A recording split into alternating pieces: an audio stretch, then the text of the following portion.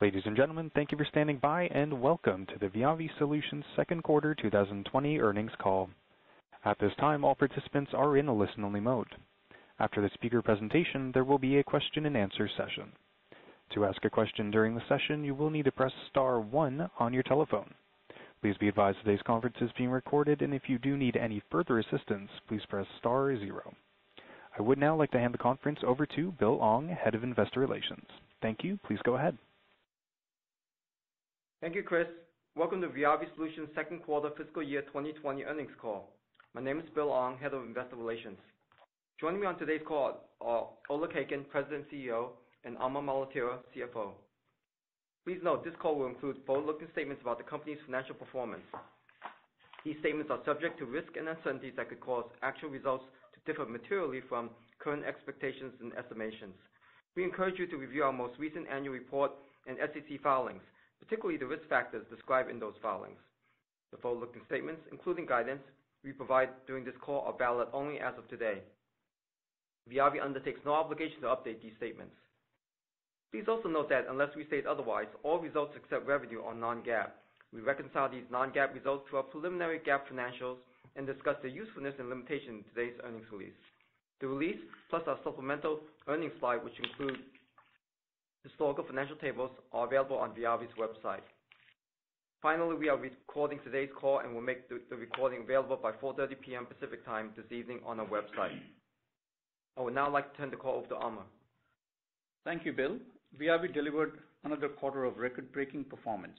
A record revenue in fiscal 2020, second quarter of $313.7 million, grew 2.2% year-on-year, and exceeded the revenue guidance range of $292 million to $312 million. Both NSE and OSP delivered strong performance. Viavi's record operating margins at 21.6% expanded 80 basis points year-over-year and exceeded the guidance range of 18% to 20%. Also, record EPS at 23 cents also exceeded the guidance range of 18 cents to 20 cents and reflects a 4.5% growth from a year ago levels. Now moving to our reported Q2 results by business segment, starting with NSE. NSE revenue at $234.2 million grew 4.7% year-over-year and exceeded the guidance range of $216 million to $232 million. Within NSE, NE revenue at $203 million grew 3.8% from a year ago levels, driven by strong performance in fiber, wireless, and cable products. SE revenue at $31.2 million grew 10.6% year-over-year, driven by strength in our data center products from improved market conditions and execution. Our growth assurance products also saw year-on-year growth, which more than offset the expected revenue runoff in our mature assurance products. Mature assurance products currently represents less than 10% of SE revenue. NSE gross margin at 66.4% increased 110 basis points year-over-year. Within NSE, NE gross margins at 66.4% expanded 210 basis points year-over-year due to higher revenue volume and favorable product mix. SE gross margins at 66.7% was down 530 basis points from a year ago. Last year's SE gross margin at 72% reflected favorable product mix from more software content and the higher margin mature assurance products. NSE's operating margins at 16% increased 130 basis points from a year ago levels, reflecting the gross margin improvement and favorable operating leverage. This is also a new NSE record and exceeded the guidance range of 12% to 14%. Now turning to OSP. OSP revenue at $79.5 million reached the high end of the guidance range of $76 million to $80 million and declined 4.4% year-over-year. This decline in revenue is a result of the expected decline in the core OSP business, partially offset by growth in 3D sensing from increased demand. OSP's gross margins at 54.8% expanded 460 basis points due to efficiencies and higher absorption of manufacturing overhead. Operating margin at 38.2% exceeded the guidance range and expanded 80 basis points year-on-year, reflecting the higher gross margin levels, partially offset by increased investments in growth areas. Now turning to the balance sheet. Our total cash and short-term investment ending balance was $556.9 million. Operating cash flow for the quarter was $38 million. In Q2, we repurchased approximately $9.2 million of Viavi stock at an average cost basis, including commissions, of $13.93 per share. Of the $200 million authorized share buyback announced during our September 2019 Analyst Day event, we have repurchased to date approximately $10.7 million of Viavi stock. We plan to continue to repurchase Viavi stock opportunistically to offset earnings dilution from stock-based compensation. Now on to our guidance. We expect fiscal third quarter 2020 revenue for Viavi to be approximately $278 million ± $10 million, operating margins at 15.5% ± 1%, and EPS to be in the range of 13 cents to 15 cents. We expect NSE revenue to be approximately $212 million ± $8 million, with operating margins at 10.5% ± 1%. We expect OSP revenue to be approximately $66 million ± $2 million, with operating margins at 32% ± 1%. Our tax expense rate is expected to be approximately 17% to 18%. We expect other income and expenses to reflect a net expense of approximately $2 million. Share count is approximately 240 million shares. With that, I will turn the call over to Oleg. Thank you, Amar. I'm pleased with our strong performance in Q2, resulting in a record quarter across many key metrics and breaking the prior year's record. Our non-GAAP operating profit of $67.9 million was up 6.3% from the prior year's record of $63.9 million. Business strength came from our three major growth drivers: 5G, fiber, and 3D sensing. We expect 5G lab test demand to remain robust throughout calendar 2020, driven by continued investment by leading NAMs in 5G R&D. The demand for 5G field test instruments is expected to start ramping in late calendar 2020 or early calendar 2021. We expect fiber demand to remain robust throughout 2020, driven by continued network densification. In Q2, we also benefited from year-on-year growth in cable. The increase in cable spend has begun in Q1 and continued into Q2, driven by follow-on DOCSIS 3.1 upgrades at both North American and European cable providers. That said, we expect cable spend to moderate for the remainder of fiscal year 2020. SE revenue came in better than expected at $31.2 million, driven by improved demand in enterprise and data center and good acceptance by service providers of our growth assurance products. In OSP, 3D sensing revenue increased significantly year-on-year, driven by increased penetration and adoption of our 3D sensing products. We expect 3D sensing revenue to decline seasonally for the remainder of fiscal year 2020, but be up year-on-year, reflecting increased customer diversification. We expect 3D sensing to continue its growth momentum driven by the continued technology adoption. Viavi is a technology leader in 3D sensing optical filters and diffusers with a strong IP portfolio. In January, we announced settlement of several IP claims regarding our optical filter patents, including an agreement with LG Electronics and LG Innotek, as well as a licensing agreement with Sony Optical. We are pleased with our enforcement efforts to date and continue to pursue IP claims against multiple companies in several countries. Anti-counterfeiting revenue came in as expected, driven mostly by banknote reprint demand. We expect this trend to continue for the remainder of fiscal 2020. The banknote redesign pipeline remains robust. However, there is limited visibility for major currency redesign launches over the next several quarters. Lastly, in December, Viavi went live with our new ERP system. We have been working on upgrading our ERP system for the past 2 years as part of our continuous operational transformation. Improving operational effectiveness combined with strong secular growth in 5G wireless, fiber, and 3D sensing positions us well to continue growing our top line and expanding profitability. In conclusion, I would like to thank my Viavi team for another quarter of strong performance and express my appreciation to our customers and our shareholders for their support. I will now turn the call over to Bill. Thank you, Oleg. This quarter, we will be participating in Morgan Stanley's TMT Investor Conference on March 4th, taking place in San Francisco. Chris, let's begin the question and answer session. We ask everyone to limit discussion to one question and one follow-up. Ladies and gentlemen, as a reminder, in order to ask a question, you will need to press star 1 on your telephone. Please stand by while we compile the Q&A roster. Your first question is from John Marchetti with Stifel. Your line is open. Thanks very much. Oleg, I was hoping maybe you could spend a minute and just talk about some of the geographic trends. Just looking at the numbers that you reported, it seemed like Europe was actually up pretty strongly on a sequential basis. You had APAC down almost about the same amount. Curious if you could just spend a little bit of time on some of the different growth categories and how you're seeing that play out a little bit geographically right now. Yeah, so I think generally our geographic mix that we're driving is about kind of a third.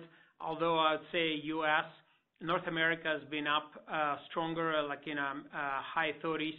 Last quarter, Europe was also in the mid to high 30s, and Asia was down. I think it's really driven by the timing of some of the major orders. In Asia, we sell a lot less what I would call service provider test instrumentation.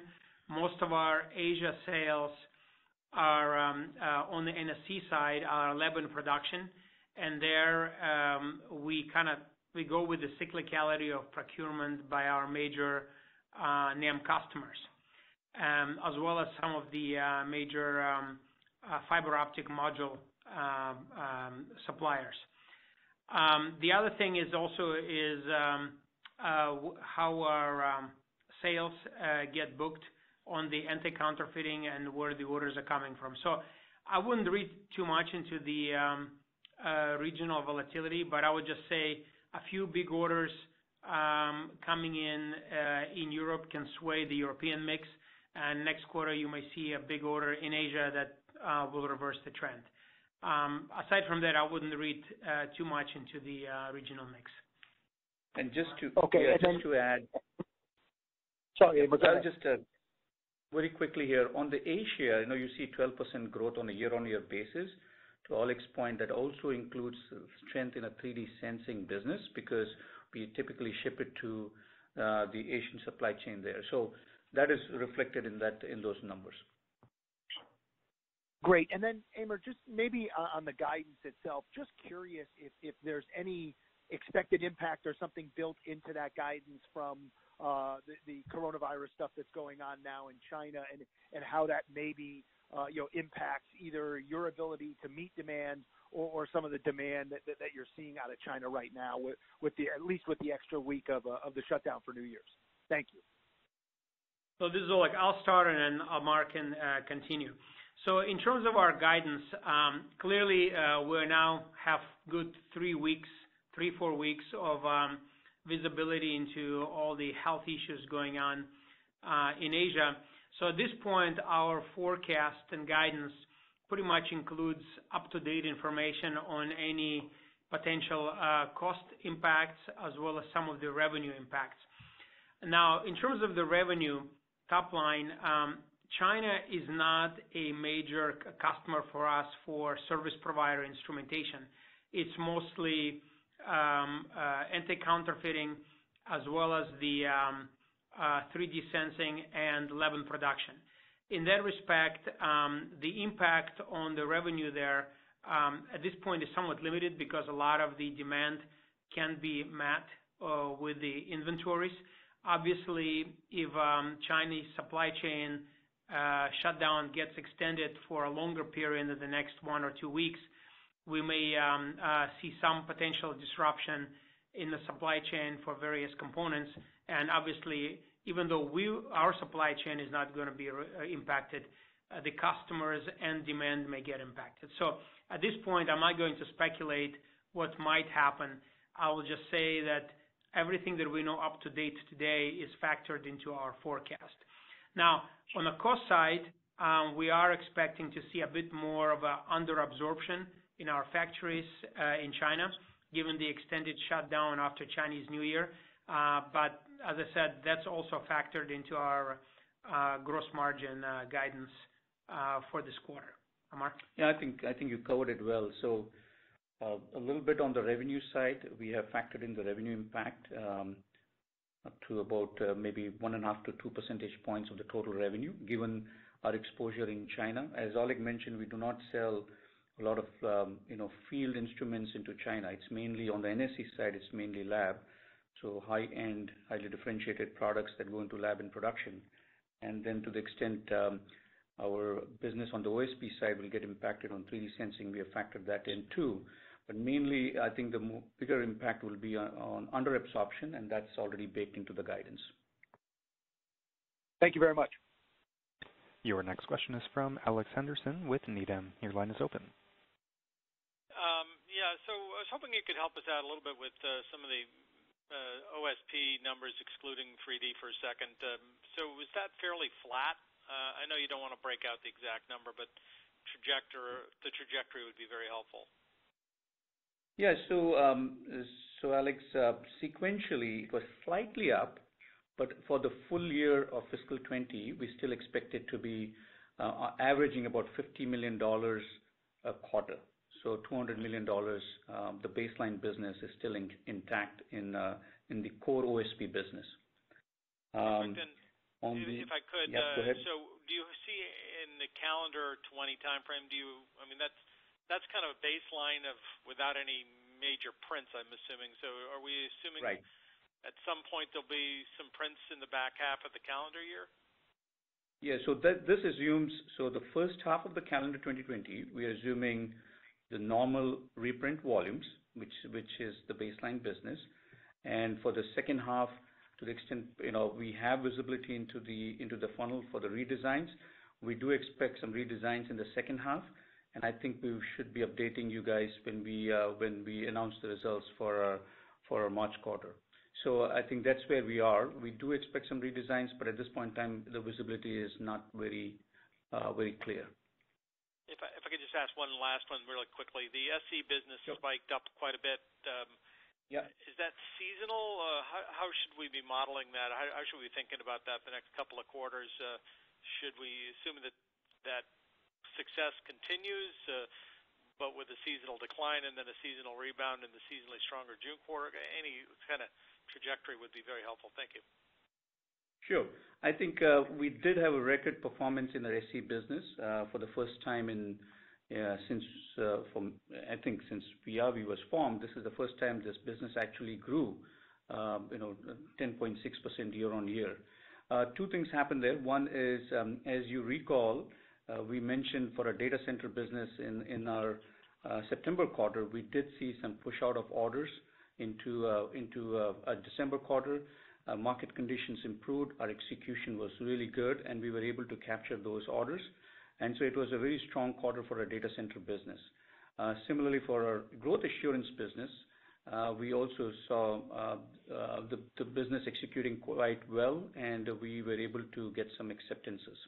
So that's how you saw a sequential growth from a low of $20.9 million to $31 plus million in our fiscal Q2. Now, going forward, I think our guidance for SE business is the same. We believe that this business, on an average quarterly basis, should be roughly about $25 million per quarter for at least fiscal 20. And this is fiscal 20 should be considered as a year of stabilization before we pivot this business to grow in fiscal 21. So in fiscal Q3, which is our March quarter, I expect it to sequentially go down from the $31.2 million that we posted in the December quarter to roughly about $25 million in the March quarter. So it will be down close to about 20% sequentially. Perfect. Thank you very much. Yep. Your next question comes from Mehdi Hosseini with Susquehanna. Your line is open. Yes, thanks for taking my question. A couple of follow-ups. I want to dive into the 400 gig upgrade. How do you see the market evolving, and how do you see that trending into the second half? Should we expect material pickup from the first half calendar year into the second half? And I have a follow-up. Sure. We've been selling a lot of our 400 gig gear to the lab at the NEMS customers for now several years. We are now starting to see demand being very robust for the production equipment for both modules as well as the equipment. So we do see strong demand from customers emerging, and I would imagine the 400 gig is going to continue to gain momentum throughout the calendar year, and we'll see we have a robust pipeline of orders for both production as well as the continued lab test and measurement. Great.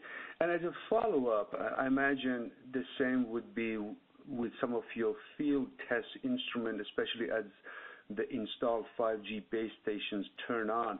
So I imagine the second half you should have should see some growth in unit shipment. So in that context, given the fact that maybe there is some underutilization happening in the first half, should we see operating margin nicely rebounding into the second half and perhaps hitting your targeted range from the first half into the second half? Well, I think generally for us, it's the first September and the March quarters are the weaker quarters, and the December and June quarters are the stronger quarters. So we always get more operating leverage in the December and June quarters, right? Now, in terms of the 5G, we have a pretty good demand pipeline for 5G lab equipment. And, as we've been telling for now quite some time, in terms of field deployment, we were more conservative into our outlook, how the operators will deploy 5G infrastructure. And I think largely, given the latest updates from major carriers, it's very much in line with our expectations. So we do expect to start seeing 5G field instrumentation demand starting to ramp in the second half of the calendar year or towards the end and then early next calendar year. Because I think that's kind of the timing when I'd say physically many carriers will be able to do any kind of meaningful infrastructure deployment. So I would say as a rule of thumb, we get more operating leverage December quarter as well as the June quarter, less operating leverage in the March and September quarter. Great. Thank you. Your next question is from Tim Savageaux with Northland Capital. Your line is open. Pardon me. Hi, good afternoon.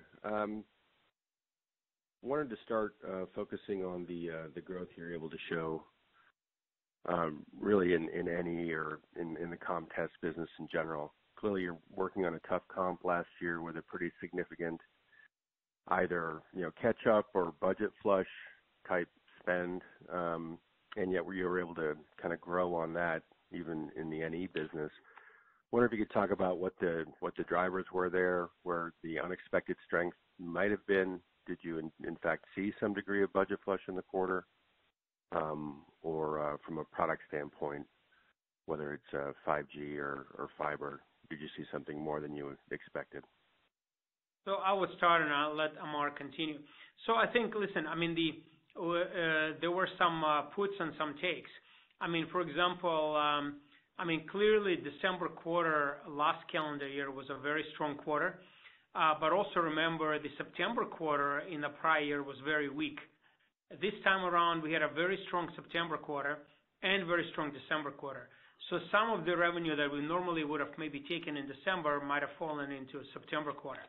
So that alone, I think overall, if you look at the half on half, the growth is much more meaningful than just purely comparing quarter on quarter. Also, last December quarter, we had a very strong demand for anti-counterfeiting, which this time around was more or less baseline. But that was fairly compensated by higher demand for 3D sensing. So if I would look at it, what really drove our December quarter this time around, it was really a multifaceted strength across all our major markets, the fiber, the 3D sensing, and 5G. So there was no one, I would say, bluebird that kind of carried the way. And I'd say the other thing I would add is we did have some uptick on the cable. There was more of not a major wave, but like a secondary wave, where some of the North American and European customers came in and placed secondary orders for the upgrade of their DOCSIS 3.1. So that kind of helped us a bit to push the revenue a bit higher. As to any kind of budget flashes, I really don't believe this year we saw anything that would qualify as a budget flash. Pretty much everything that we shipped was in our pipeline. I classify budget flash as something that we did not expect at the beginning of the quarter, and it appeared during the quarter. Most of the revenue this quarter was pretty much, December quarter was pretty much the revenue that we had in our pipeline. Or anything else, Tim? Yeah, I think you covered it well. So, we when you look at the beat, I think, Tim, that's where we're also going versus our expectation at the beginning of the quarter.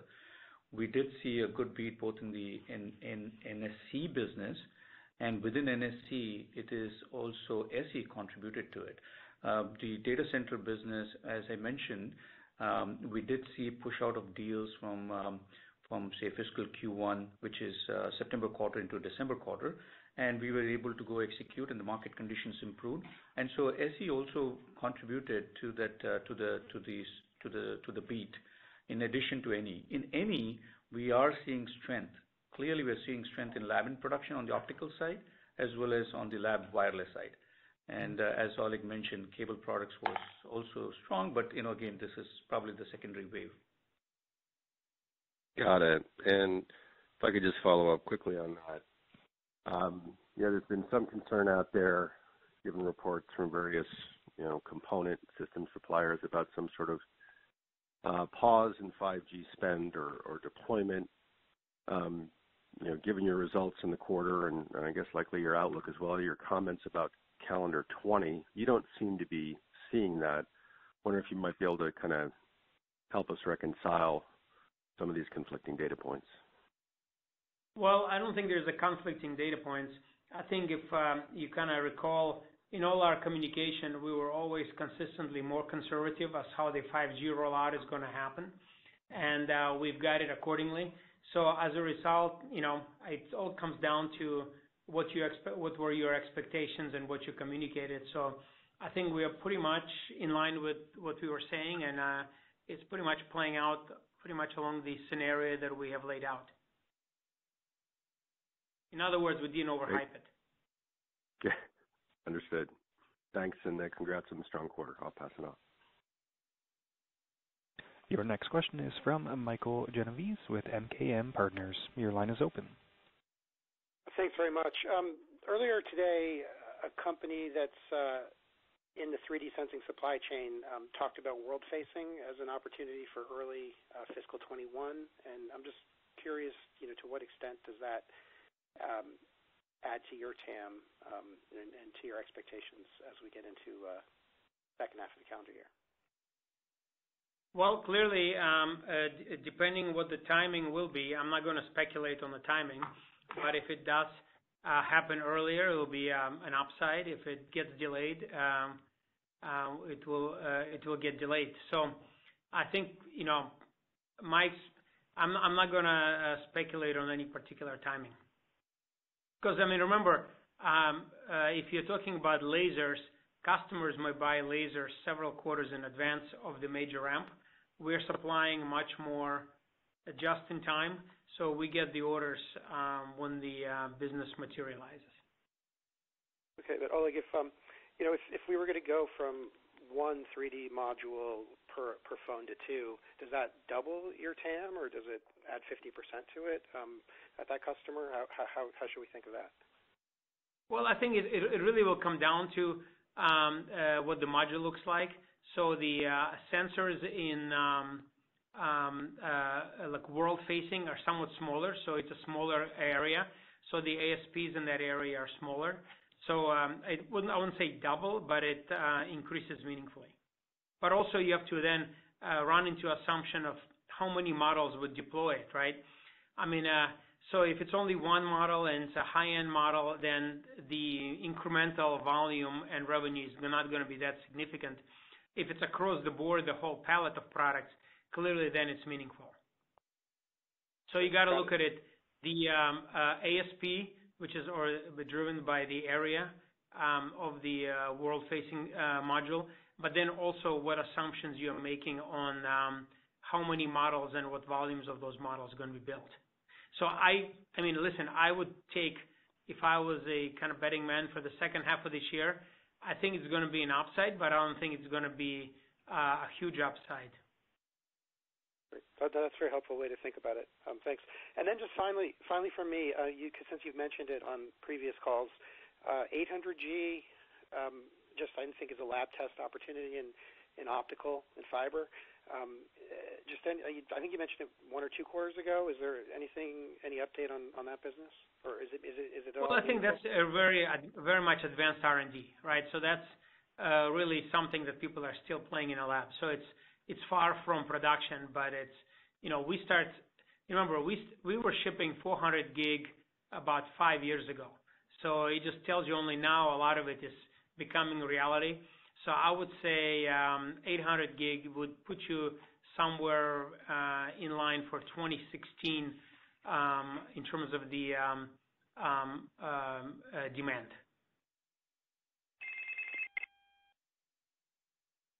Great, thanks very much. Your next question is from Samik Chatterjee with JP Morgan. Your line is open. Hi, thanks for taking my question. Oleg, I just wanted to start off with asking for your thoughts or how you view the opportunity for Viavi around some of the forced vendor changes in the network. So, for example, if the UK decision on Huawei forces some changes in the vendor landscape there, do you see it as an opportunity as some of the 5G vendors as well as 4G vendors get reworked? Well, I think we work with all companies in various capacities. In case of the 5G wireless, pretty much everybody, with the exception of Huawei, is largely a merchant customer, right? They buy their test systems.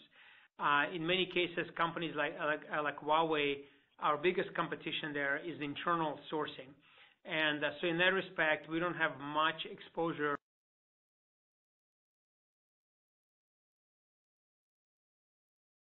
restriction rather than less restriction, and one of the other customers picks up more business.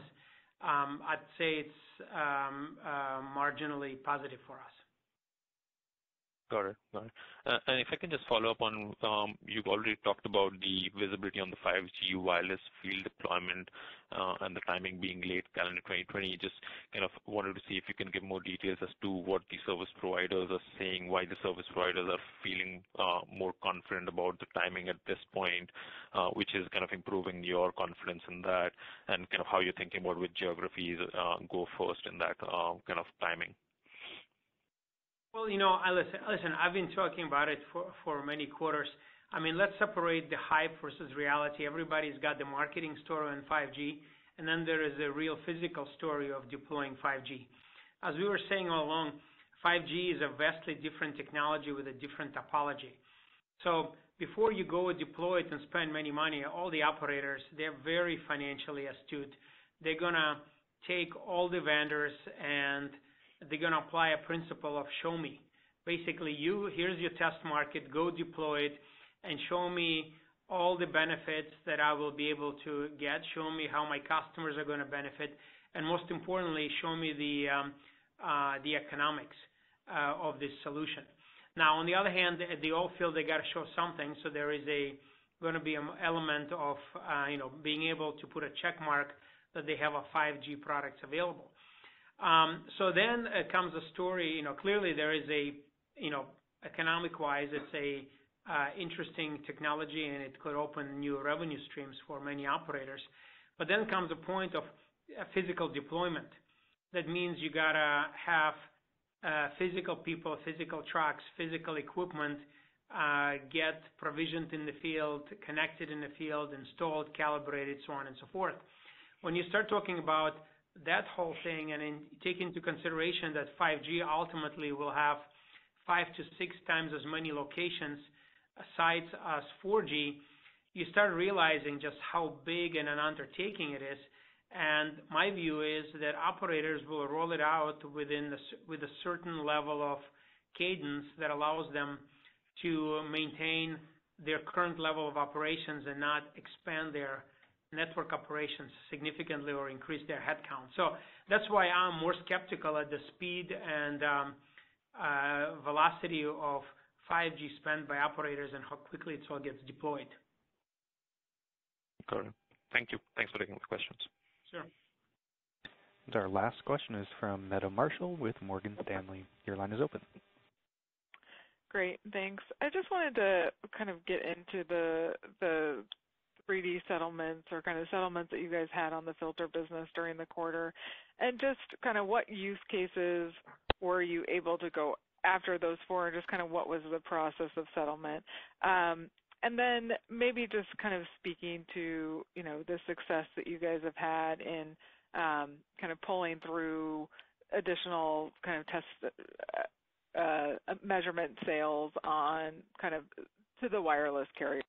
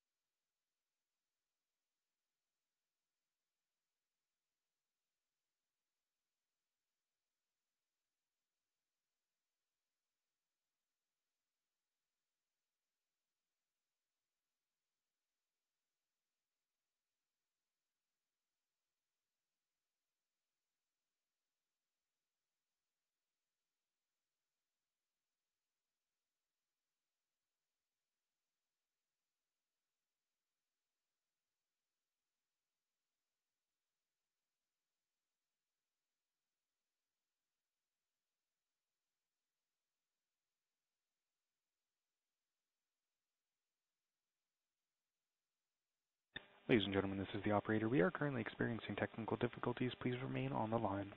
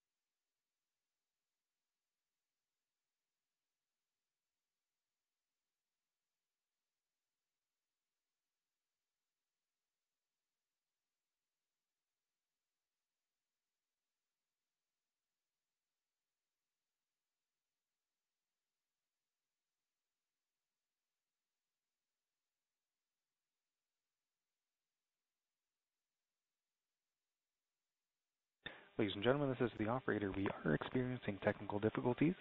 Please remain on the line. Thank you.